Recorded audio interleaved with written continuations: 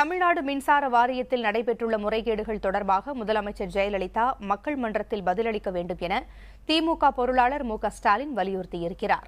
இது தொடர்பாக சென்னை கோபாலபுரத்தில் செய்தியாளர்களிடம் பேசிய அவர், இந்த ஊழல் தொடர்பாக நீதிமன்றத்தில் வழக்கு தொடுக்கப்பட்டுள்ளதாகவும் இந்த முறைகேடுகளில் உள்ள உண்மை நிலவரங்களை முதலமைச்சர் விளக்க வேண்டும் என்றும் கேட்டுக் கொண்டிருக்கிறார்.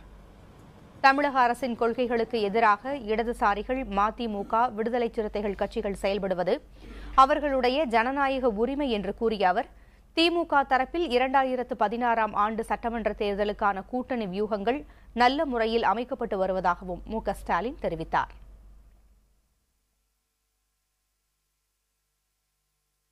இதுகுறித்து தலைவர் கலைஞர் அவர்கள் மிக விளக்கமாக தன்னுடைய அறிக்கையிலே குறிப்பிட்டு காட்டியிருக்கிறார்.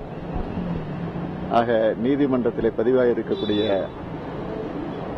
அந்த ஊழல் உண்மைதானா என்பதை மக்கள் மன்றத்திலே எடுத்துச் சொல்ல வேண்டிய பொறுப்பு இந்த அரசுக்கும் அரசினுடைய தலைமை பொறுப்பில் இருக்கக்கூடிய முதலமைச்சருக்கும் உண்டு என்பதை தெளிவாக எடுத்துச் சொல்லியிருக்கிறார்.